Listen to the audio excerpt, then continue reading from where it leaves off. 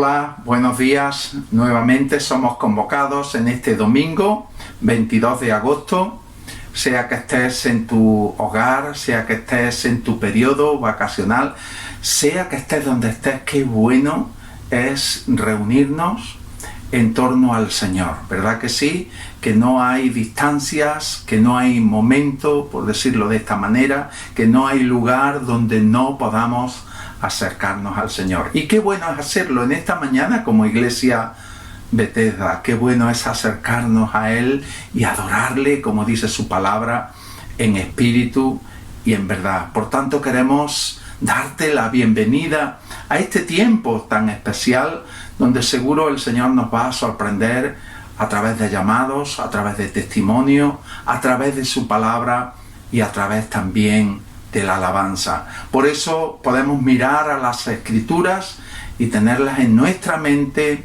en nuestro corazón, y participar de la lectura que ella nos ofrece y que nos bendice a través de su lectura. Por eso dice el salmista: bendeciré al Señor en todo tiempo, su alabanza estará de continuo en mi boca. En el Señor se gloriará mi alma, lo oirán los mansos y se alegrarán. Engrandeced al Señor conmigo, exaltemos aún a su nombre. Y luego dice el siguiente versículo: busqué al Señor y Él me oyó y me libró de todos mis temores. Los que miraron a Él fueron alumbrados y sus rostros no fueron avergonzados.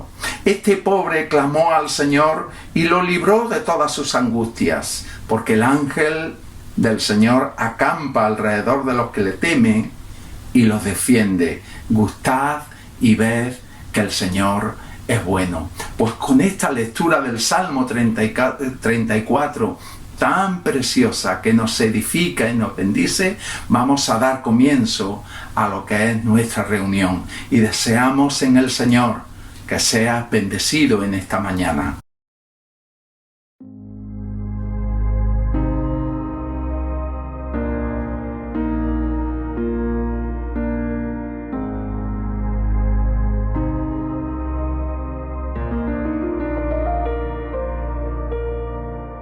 Tú vivo estás en mi corazón, ya no hay temor en tu gracia, tu libertad me rescató.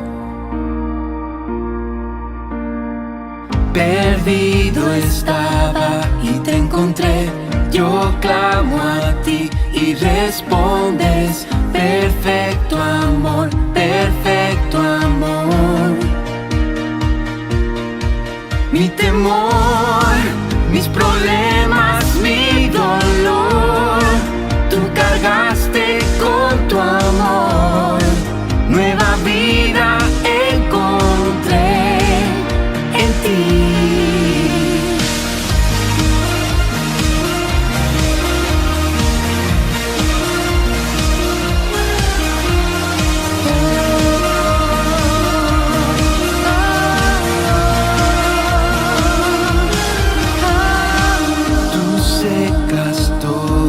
Mis lágrimas y calmas toda tormenta. Conmigo estás, conmigo estás. Tu luz irrumpe en la oscuridad. Si débil soy, tú eres fuerte. Eres mi Dios, eres mi Dios. No me dejas y nunca fallas, lo que soy es tuyo por siempre. No me dejas y nunca fallas, te seguiré. Mi temor, mis problemas, mi dolor, tú cargaste con tu amor. Nueva vida encontré en ti.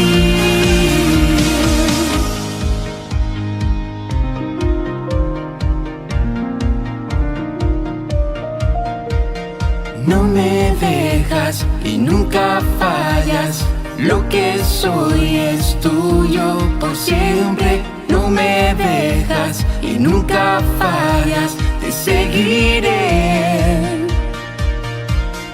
No me dejas y nunca fallas. Lo que soy es tuyo por siempre. No me dejas y nunca fallas, te seguiré. Mi temor, mis problemas, mi dolor, tú cargaste con tu amor. Nueva vida encontré en ti.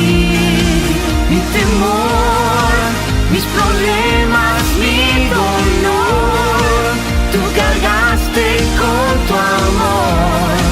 Nueva vida encontré en ti.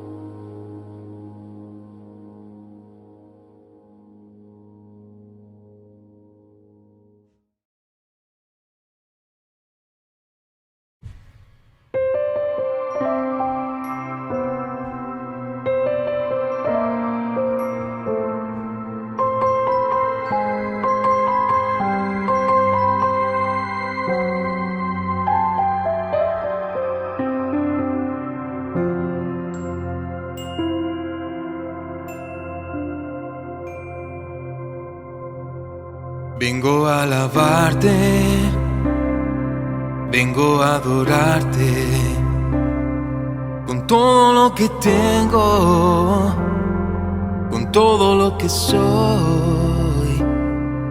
Vengo a honrarte, vengo a cantarte, porque tú eres Dios, tú eres mi Dios. Tuya sea la gloria, tuya la verdad, tuyo el poder y la majestad. Vengo a honrarte, vengo a servirte, porque tú eres Dios, tú eres mi Dios. Y ahora te doy gracias por todo lo que has hecho. Y ahora te doy gracias por todo lo que harás. Y ahora te doy gracias por darme la libertad.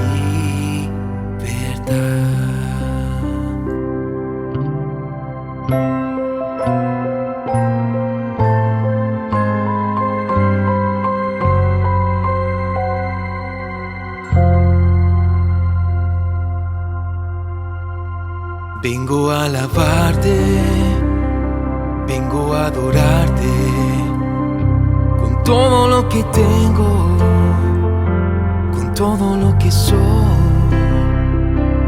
Vengo a honrarte, vengo a servirte, porque tú eres Dios, tú eres mi Dios. Y ahora te doy gracias por todo lo que has hecho. Y ahora te doy gracias por todo lo que harás. Y ahora te doy gracias por darme la libertad, por darme la libertad.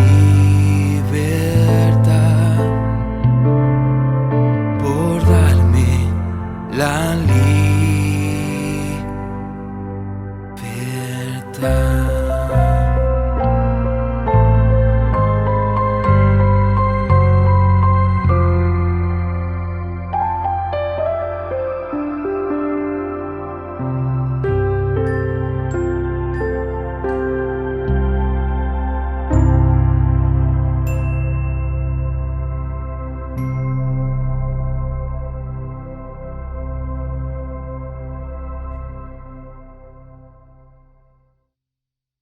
Buenos días, hermanos. En el día de hoy quiero traeros una pequeña actualización de lo que está pasando en Afganistán. Me gustaría venir con mejores noticias, pero creo que es muy importante que como parte del cuerpo de Cristo a nivel global estemos informados y sobre todo tengamos la posibilidad y los medios para actuar.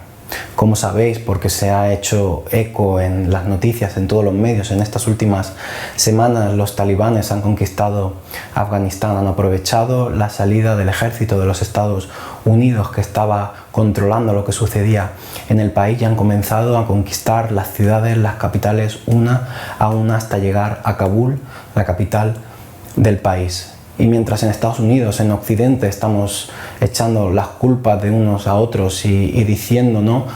¿Por qué ha sucedido esto? La verdad es que Afganistán está sufriendo una crisis humanitaria que probablemente no tenga precedentes. Estamos hablando de los talibanes, que son un grupo islamista radical, con unas prácticas totalmente diabólicas, no por seguir el Islam, las enseñanzas musulmanas, sino porque ese extremismo hace que vayan mucho más allá. Estamos hablando de secuestros, estamos hablando de violencia, de asesinatos, muerte, de todo lo más horrible que nos podamos imaginar.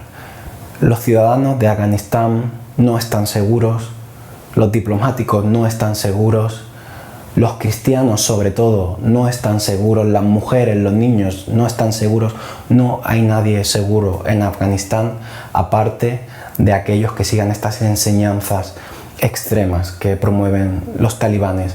Y fijaos, los talibanes ya no son como eran hace 20 años, están utilizando las nuevas tecnologías, las redes sociales, para transmitir su ideología en primer lugar, pero también para levantar una fachada de cara a la comunidad internacional en la que prácticamente quieren tapar sus prácticas diciendo que no van a cometer actos violentos, que van a respetar los derechos de las mujeres dentro de los marcos del Islam, que los diplomáticos van a ser protegidos, pero ya estamos escuchando noticias de personas asesinadas, de personas buscadas en sus casas, de periodistas desaparecidos, personas que se han manifestado y las han acribillado en la calle. Yo he visto imágenes terribles que no puedo ni poner aquí, ni puedo detallar, ni explicar.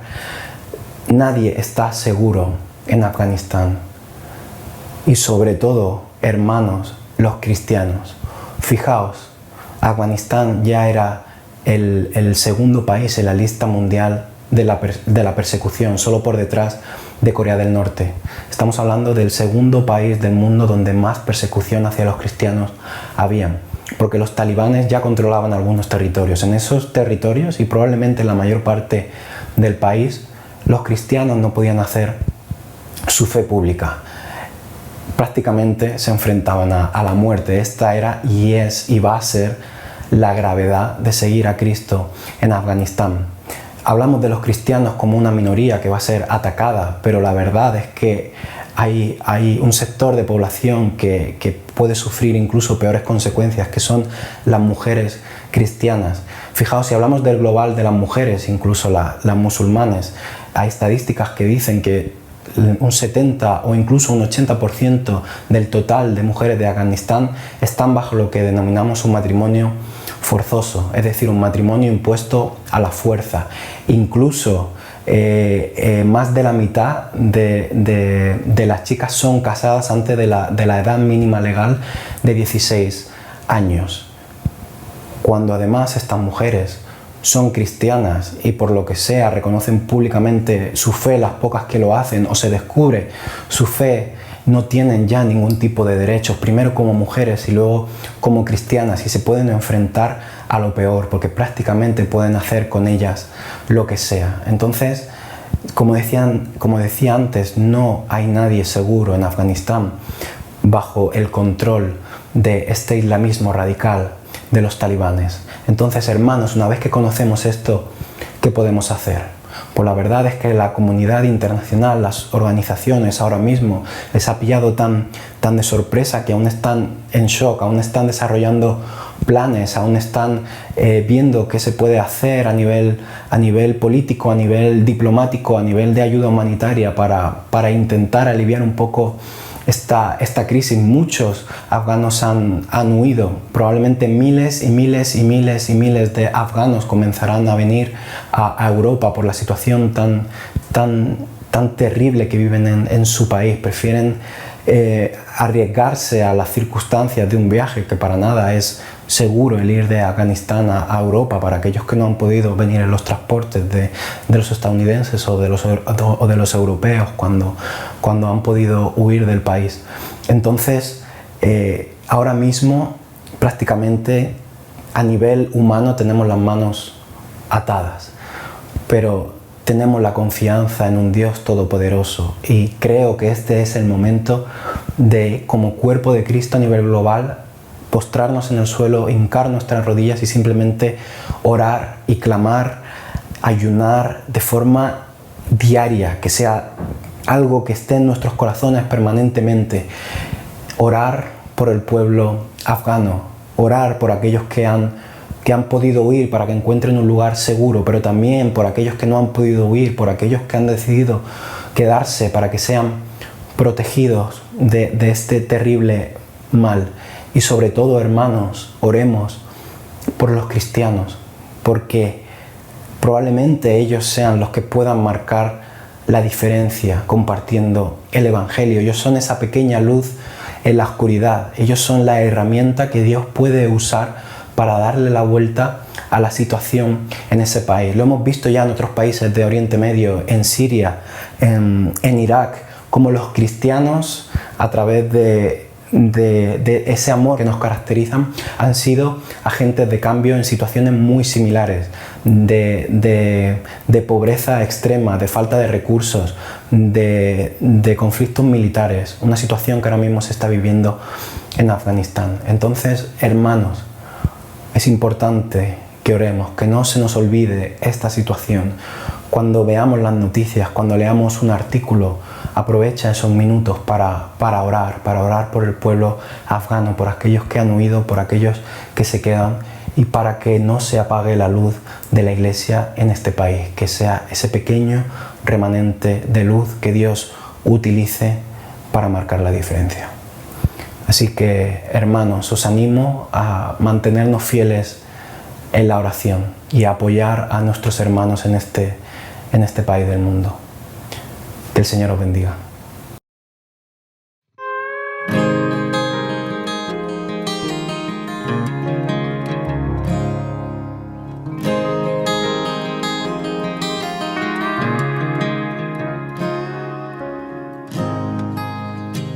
Tú eres mi respirar, tú eres mi respirar. Dios, tu presencia vive en mí.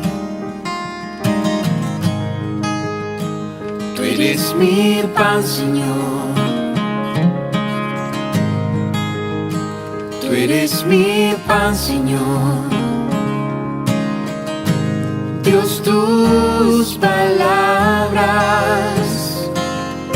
son para mí, y yo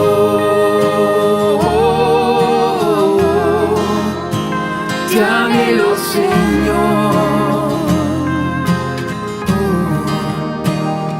y estoy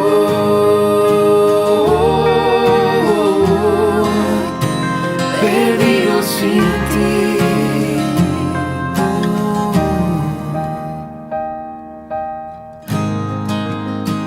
Tú eres mi respirar,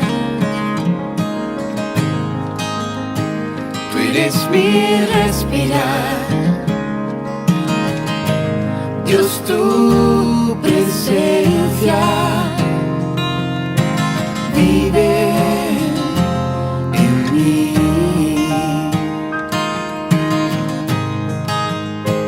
Tú eres mi pan, Señor. Tú eres mi pan, Señor. Dios, tus palabras son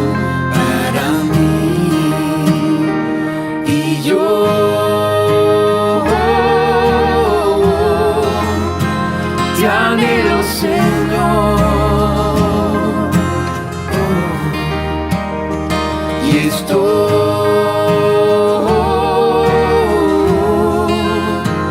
perdido sin ti. Y yo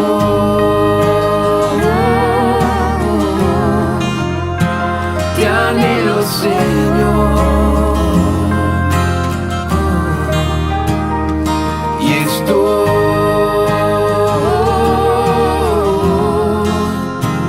perdido sin ti. Perdido sin ti. Perdido sin ti. Perdido sin ti. Perdido sin ti. Perdido sin ti.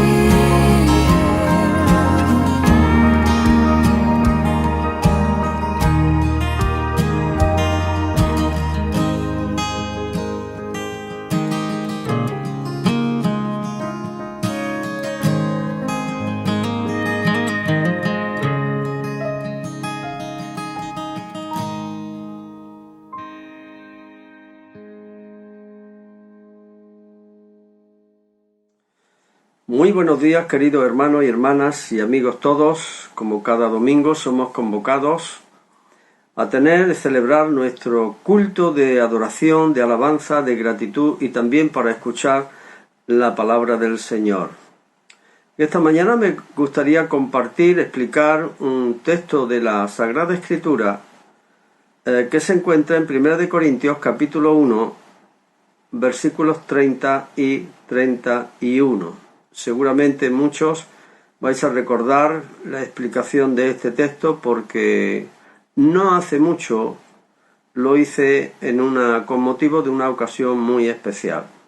Pero pienso que hay tanto contenido y tanta sabiduría de parte del Señor en estos dos versículos, en estas palabras, que creo que merecía la pena repetirlo nuevamente. Se encuentra, como dije, en 1 Corintios capítulo 1, versículo 30 y 31.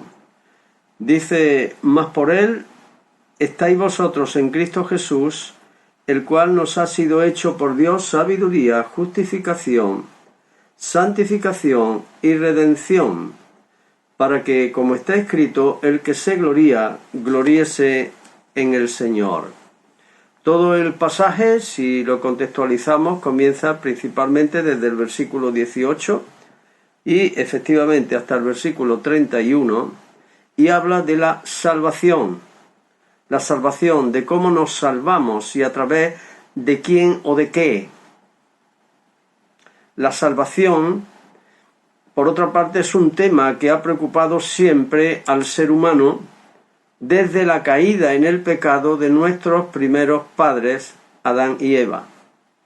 No es solamente el saber que existe un ser superior, un ser creador, que creó todas las cosas y al cual llamamos Dios, sino la forma de conocerle y poder llegar a él, la forma en la cual a través del conocimiento de Dios también podemos resolver el misterio de nuestra vida y de nuestro destino eterno, el sentido de la vida, el propósito de la vida y nuestro destino eterno, si es que tenemos un destino eterno. Esto es algo que ha angustiado y angustia a millones de hombres y mujeres a lo largo y ancho de la historia de la humanidad. Entonces, en el contexto del pasaje leído, tenemos dos grandes grupos. Uno, el pueblo de Israel, el pueblo judío. Otro, los llamados gentiles, que pertenecían a la cultura grecorromana y aún más allá. Todos los pueblos que no pertenecían al pueblo de Israel eran conocidos como los gentiles, eran llamados los gentiles, las gentes, más allá de nuestras propias fronteras. Unos tenían a gala el haber recibido de Dios lo que otros pueblos no tenían. En este caso el pueblo de Israel, que había recibido la ley divina y una historia de milagros liberadores a favor del pueblo de Israel. mientras que otros trataban de buscar a Dios, en este caso los griegos, y trataban de buscar a Dios y la respuesta a la vida a través de la sabiduría. De ahí el nacimiento de las escuelas filosóficas en la antigua Grecia. Sin embargo, Dios tiene su propia respuesta. Y el apóstol Pablo se encargó de dar esa respuesta. No en él porque estuviera en él esa respuesta, ni tampoco lo hizo por él mismo como una cosa particular y personal del mismo, sino porque la recibió juntamente con los demás apóstoles de parte del Señor Jesucristo de forma directa. Por eso escribió en 1 Corintios capítulo 1, el mismo contexto donde hemos leído las primeras palabras, versículos 21 y 24. Dice, por eso Dios ha decidido salvar a los creyentes por medio de un mensaje absurdo, un mensaje de locura, un mensaje tonto, porque unos buscan milagros, en este caso los judíos buscaban señales, mientras que otros buscan sabiduría. Pero tanto para unos como para otros, Cristo es el poder de Dios y la sabiduría de Dios. Y continúa diciendo en los versículos 30 y 31 que leímos hace un rato y que me permito repetir nuevamente. Mas por Él, por Dios, estáis vosotros en Cristo Jesús, el cual nos ha sido hecho por Dios sabiduría, justificación, santificación y redención. Cualquier persona que lea estos versículos, todo este pasaje, no va a saber de qué se trata. A menos que se lo expliquen, como dijo aquel etíope eunuco, que dijo, ¿cómo podré entender si alguien no me lo explicara? No quiere decir en todos los casos, pero hay mucha gente que sí. Entonces, vemos que la respuesta a la salvación, la respuesta es Cristo Jesús. Es decir, en el Nuevo Testamento encontramos que Dios ha enviado a su Hijo Jesucristo al mundo como la verdadera respuesta a nuestras preguntas más acuciantes. Dios ha enviado a su Hijo Jesucristo al mundo como el modo y camino para llegar hasta el Padre, hasta Dios el Padre. Por tanto, Dios también ha enviado a su Hijo Jesucristo al mundo como la respuesta a nuestra urgente necesidad de verdadera vida que trasciende a esta misma vida. No en vano el Señor Jesucristo hizo esta triple declaración. Óyela bien. Jesús dijo, yo soy el camino, la verdad y la vida. Nadie viene al Padre si no es por mí. Pero cuando el apóstol Pablo dice que Dios ha hecho de Cristo Jesús nuestra sabiduría, justificación, santificación y redención, ¿qué quiere decir esto? ¿Qué quiere decir en primer lugar que Cristo nos ha sido hecho por Dios sabiduría? Buena pregunta, es bueno hacer preguntas al texto bíblico y tratar de contestarlas. Y a veces el mismo texto bíblico no responde, sino en el mismo texto bíblico, más atrás o más adelante vamos a recibir la respuesta. Pues en primer lugar eso quiere decir que ante nuestra condición de ignorante acerca del conocimiento de Dios y de cómo llegar a Él, Dios el Padre nos propone a su Hijo Jesús como la respuesta. Está escrito, a Dios nadie le vio jamás. El unigénito Hijo que está en el seno del Padre, Él lo ha dado a conocer. Por tanto, Jesús es la puerta por donde podemos entrar al verdadero conocimiento divino. ¿Quieres conocer a Dios? Mira a Jesús. ¿Quieres saber cómo es Dios? Mira a Jesús, estudia a Jesús, sigue a Jesús. Es Jesús la puerta por donde podemos entrar al verdadero conocimiento divino. Y eso quiere decir también que si recibimos al Señor Jesús como nuestro Señor y Maestro, Él mismo será nuestro guía. Él mismo nos tomará de la mano y nos introducirá a la misma presencia del Padre. No sabíamos dónde acudir antes de conocerle a Él, pero cuando le conocimos a Él, supimos que Él era la respuesta a nuestra gran necesidad. No es la filosofía humana ni los grandes conocimientos, con todo y ser muy valiosos. Pero en lo que toca al conocimiento de Dios es la revelación divina que Él dio a través de su Hijo Jesús. Es decir, es Dios anticipándose a nuestra necesidad y revelándose a sí mismo a nosotros en la persona de su Hijo Jesús.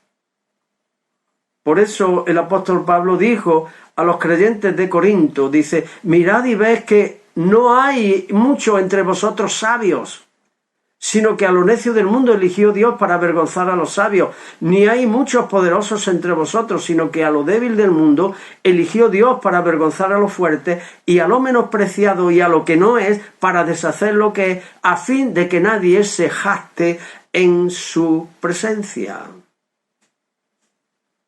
Por eso, en relación a esto, solo vale lo que Dios ha dicho que vale, no lo que nosotros decimos que vale. Cristo es la sabiduría de Dios y el poder de Dios para llevar a cabo lo que tiene que ver con la revelación de Dios en nosotros y hacerla posible. Y si pudiéramos preguntarle a aquellos que tuvieron un encuentro personal con el Señor Jesús, como María Magdalena o el endemoniado Gadareno, o los mismos apóstoles que los describen a sí mismos, que estaban en una altura académica muy superior a ellos, gente del vulgo y sin letras, ellos no dirían que su encuentro con Jesús, es decir, ellos nos dirían que su encuentro con Jesús les bastó para conocer el verdadero camino de la salvación. Y lo mismo podrían contestar miles y miles de creyentes, comenzando en nuestra propia iglesia. Y todos contestaríamos de la misma manera. Así es, Cristo es para nosotros la sabiduría de Dios por la cual hemos conocido y tenido acceso a Él. Porque la Escritura dice que en Él, en Cristo Jesús, están escondidos todos los tesoros de la sabiduría y del conocimiento. Es como aquel sabio que estaba en busca de un problema y no encontraba solución, y cuando lo encontró dijo, ¡Eureka! ¡Ahora lo veo! Pues eso no tiene comparación con la luz que hemos recibido a través del Señor Jesús acerca de Dios, de sus planes, de sus propósitos para con nuestras vidas. Es más que un eureka. Produce en nosotros un maravillarnos, porque hemos visto las cosas como Él las ve a la luz de su conocimiento, de su palabra que es como una poderosa linterna que ilumina nuestro interior, pero que también ilumina nuestro exterior para que podamos ver como Él ve. En segundo lugar, ¿qué quiere decir que Cristo ha sido hecho por nosotros justificación? El término justificación se refiere a la obra de Dios mediante Cristo, por la cual Él declara justo al pecador. Imagínate que estás delante del trono del juicio del Altísimo para ser juzgado, y la base del juicio de Dios es su santa ley. Entonces la sentencia pronto se deja oír, dado que hemos faltado una y otra y muchas veces contra casi todos los mandamientos de la ley de Dios. Y dicha la sentencia es culpable a ser condenado eternamente. La Biblia lo dice, todos somos pecadores y estamos destituidos, apartados de la gloria de Dios para siempre. Sin embargo, hay uno que se presenta como sustituto, mediador y abogado e intercede a nuestro favor, ocupando nuestro lugar de tal forma que Él es condenado por nosotros y nosotros salimos absueltos y declarados justos. La Biblia nos enseña que eso fue lo que ocurrió en la cruz del Calvario. Jesús se presentó y sufrió la muerte por todos nosotros pecadores. La Biblia dice que Dios estaba en Cristo, reconciliando al mundo consigo mismo, no teniéndoles en cuenta a los hombres sus pecados. Al que no conoció pecado, por nosotros lo hizo pecado, para que nosotros fuésemos hechos justicia de Dios en Él. Porque también Cristo padeció, dice en otro lugar, una vez por los pecados, el justo se entregó por los injustos para llevarnos a Dios. Así, en base a la obra de Jesucristo en la cruz del Calvario, Dios acepta el sacrificio expiatorio de Jesús a nuestro favor y en vez de condenarnos, nos justifica. Somos declarados justos siendo pecadores. Por eso dice que Cristo es hecho por nosotros justificación.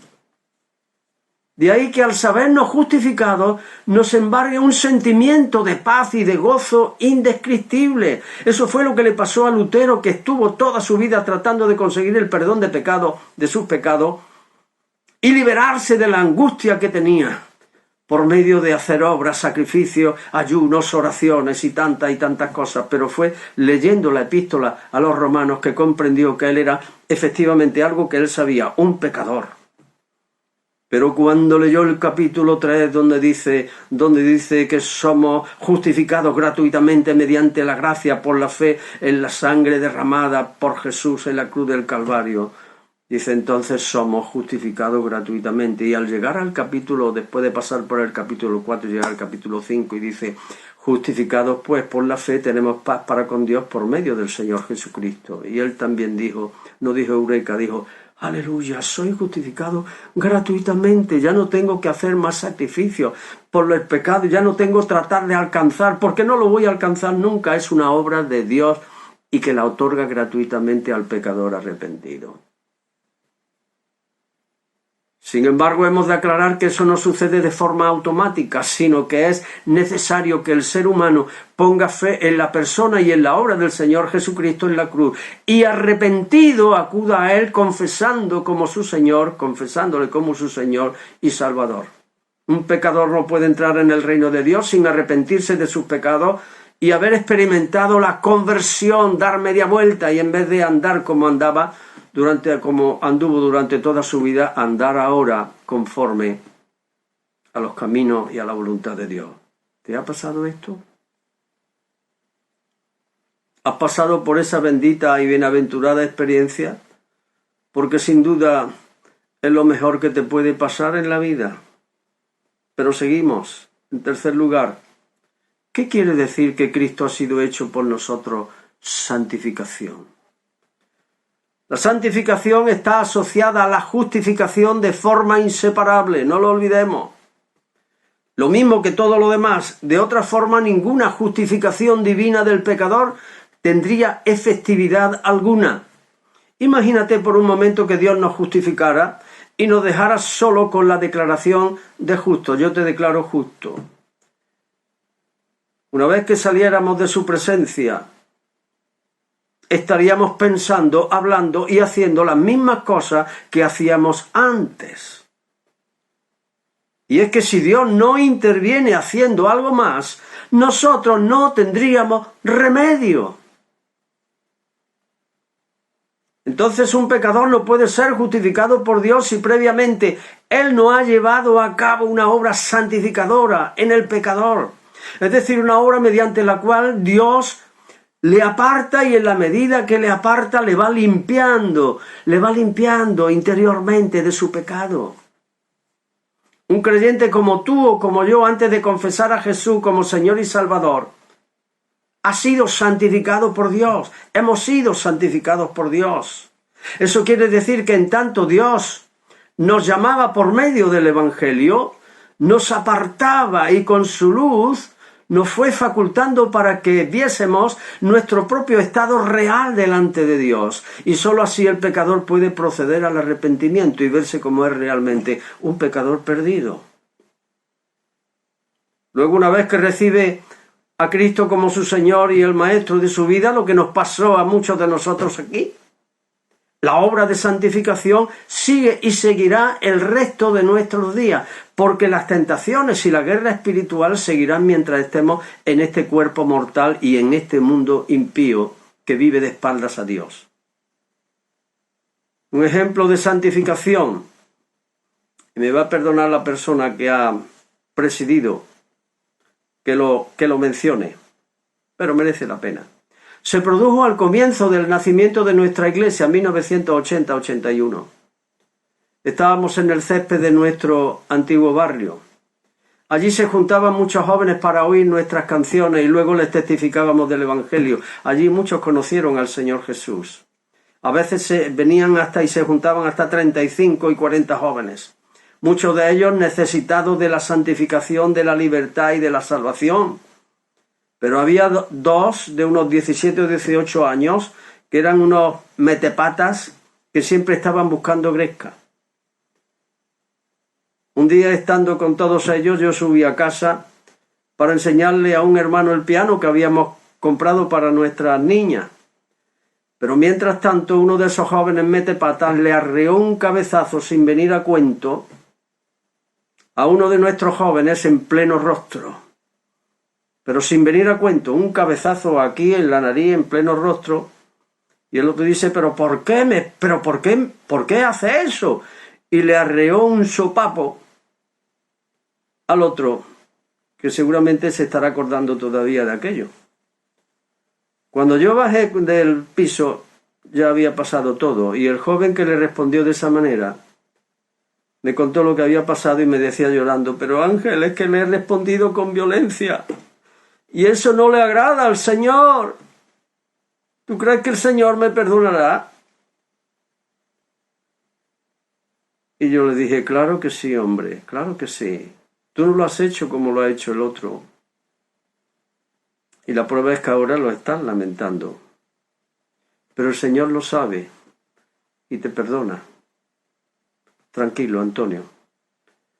No te preocupes más.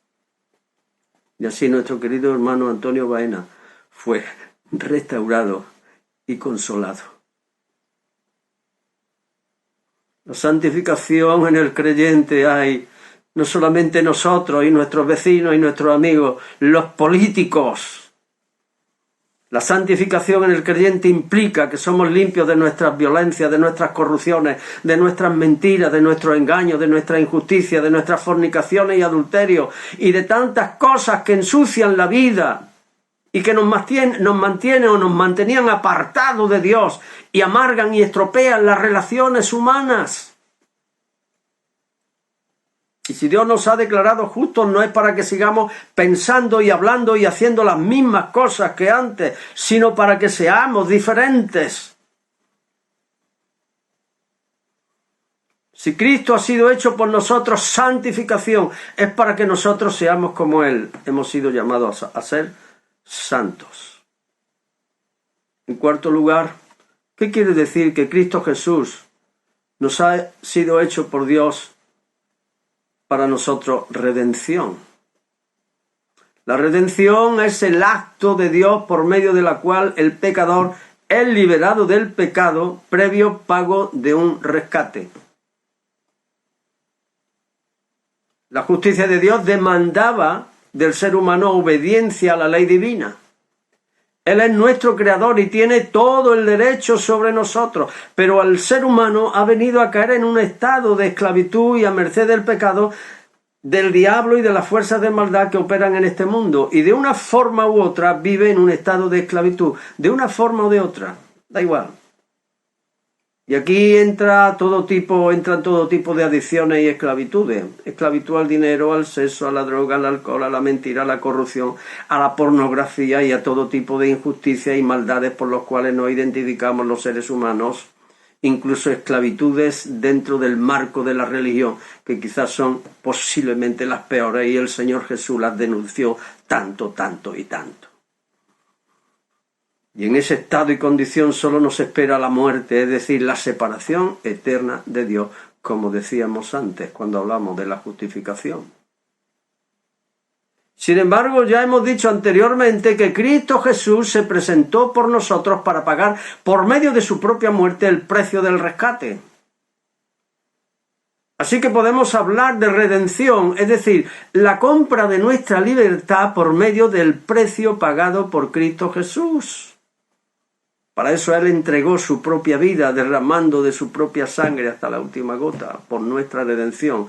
Por eso Él dijo, porque el Hijo del Hombre no ha venido para ser servido, sino para servir y dar su vida en rescate por muchos. Entonces somos libres, rescatados, y en tanto que somos rescatados, somos hechos libres por medio de Él. Y uno que ha sido hecho libre por el Señor Jesús no puede seguir esclavizado a las cosas que antes hacía.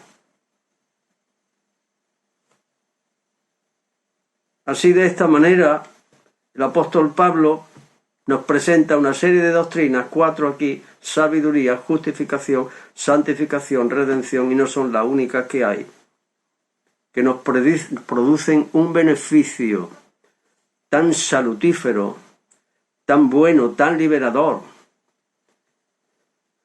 que no en vano él llega a calificar la doctrina cristiana como sana doctrina. ¿Por qué? Porque la doctrina cristiana nos sana hasta lo más profundo. Y si no sana, es que no es sana doctrina, por mucho que muchos hablen de la sana doctrina.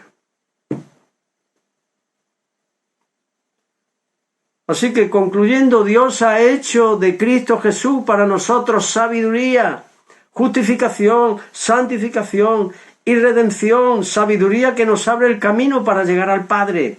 ¿Quieres saberlo? ¿Cómo entrar a la presencia del Padre? Mira a Jesús, sigue a Jesús, recibe a Jesús. Él es la sabiduría de Dios para nosotros.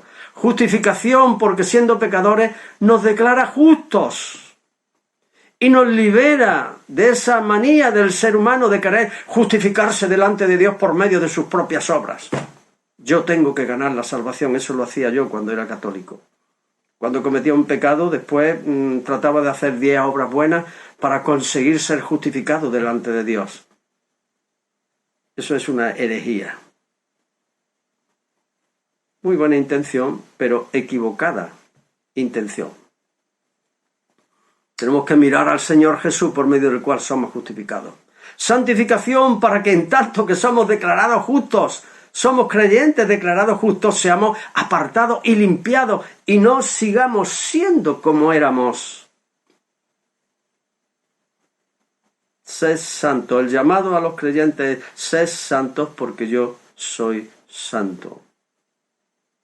Y redención, para que conozcamos de forma práctica la verdadera libertad que Dios nos da en Cristo Jesús. No hemos sido llamados a esclavitud, sino a la libertad gloriosa de los hijos de Dios, de la cual ya estamos disfrutando algo de lo mucho que habrá de ser manifestado cuando el Señor se manifieste en su segunda venida. Ánimo, hermanos.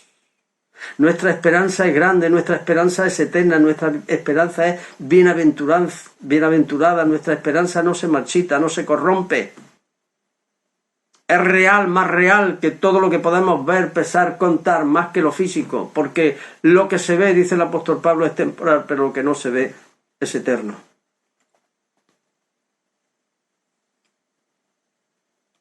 No hemos sido llamados a esclavitud, sino a libertad gloriosa de Dios, de la cual ya estamos disfrutando, como dije, ¿verdad? Y si estas cosas no han ocurrido en nuestras vidas, no podemos gozarnos de la obra de Dios. No podemos andar conforme a su voluntad, ni tampoco podemos ser verdaderamente libres para vivir para Él. Entonces queda de nuestra responsabilidad el responder al mensaje divino que nos es ofrecido en la persona y en la obra del Señor Jesús. ¿Qué vamos a hacer? Los que ya lo hemos hecho. Todavía la obra no se ha terminado, pero tenemos que tener la confianza, la esperanza, basada en las palabras del apóstol Pablo cuando dice: estoy convencido de esto, que el que comenzó en vosotros la buena obra la perfeccionará hasta el día de Jesucristo. Él es fiel. Pero los que no han hecho nada todavía y están oyendo el Evangelio, están oyendo la predicación, yo te insto en este momento a que entregues tu vida al Señor, para que conozcas la verdadera sabiduría, para que tú también puedas ser santificado conforme a la voluntad de Dios, que puedas ser justificado también y que puedas ser rescatado, liberado para vivir, no para ti y tus propósitos, sino para Dios y sus propósitos y sus planes. Amén. Que el Señor bendiga su palabra en nuestras vidas. Permitidme una breve oración. Padre, te damos muchas gracias por este precioso tiempo que como cada domingo nos presentamos delante de ti.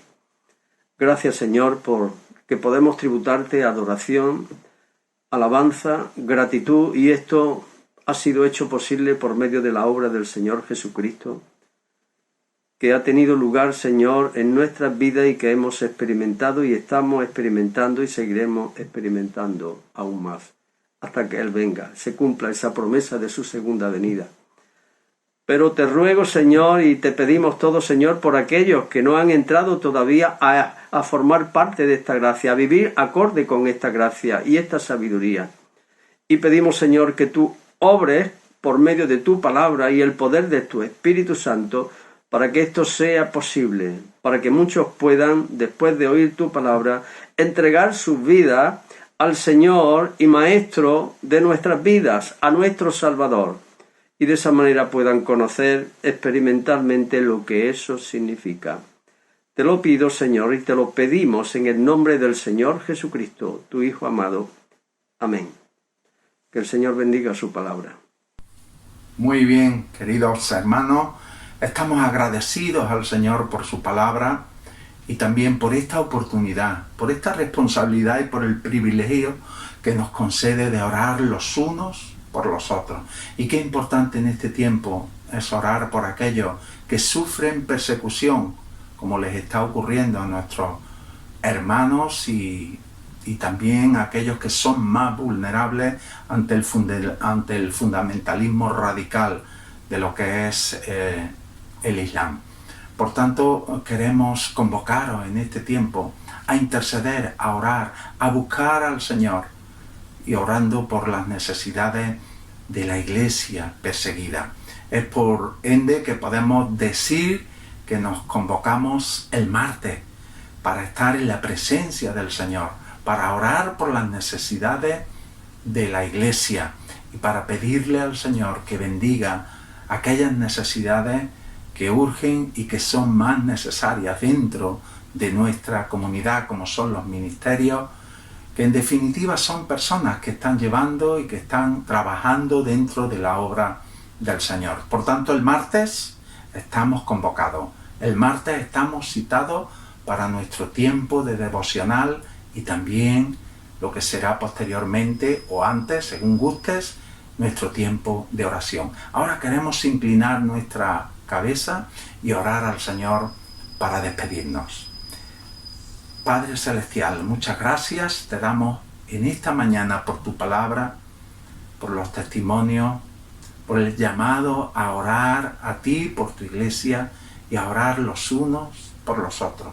Gracias por tu presencia, Señor, en esta hora. Gracias porque nos edifica, porque nos bendices, Señor, a través de tu palabra y a través de la alabanza y la adoración. Gracias por los hermanos que semana tras semana están trabajando para que nos pueda llegar, Señor, tu palabra y tu bendición a través de los testimonios a nuestras vidas. Te damos las gracias en esta hora y pedimos que nos des, Señor, la conciencia, la responsabilidad, Señor, el privilegio de podernos acercar ante el trono de la gracia. Te bendecimos, te adoramos, Señor, en el nombre de Jesucristo. Muy bien, pues después de este tiempo simplemente saludaros a todos allí donde estéis y que podáis tener una buena semana. Que el Señor os bendiga ricamente. Un saludo, un abrazo fraternal para todos.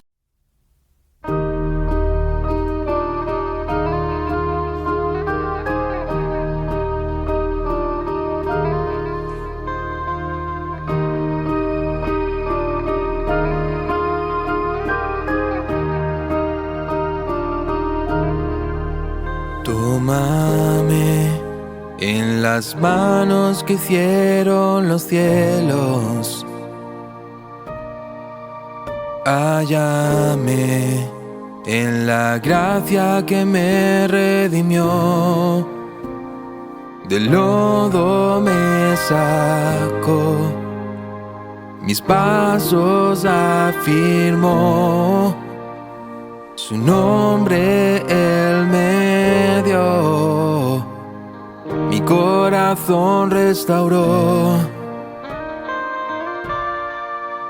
Eres Rey, de rodillas proclamo tu gloria, y de pie, sin temor ahora puedo cantar. Del lodo me sacó, mis pasos afirmó, su nombre Él me dio, mi corazón restauró. Aquí estoy, te necesito, me rindo a ti. Tuyo soy, mi alma te adora hasta el fin. Yo estaba roto, pero me amaste así. Tu gracia me alcanzó, mi pecado borró. Gracia que derrotó para siempre la muerte y quitó toda mi vergüenza y dolor. Partió el velo en dos, la piedra Él movió, Jesús se levantó y junto a Él me sentó. Aquí estoy, te necesito, me rindo a ti. Tuyo soy, mi alma te adora hasta el fin. Yo estaba roto, pero me amaste así. Tu gracia me alcanzó, mi pecado borró. Fui perdonado, mi libertad compró, la muerte Él venció, mi pecado borró, y tu gracia triunfó, y tu gracia triunfó, y tu gracia triunfó, y tu gracia triunfó.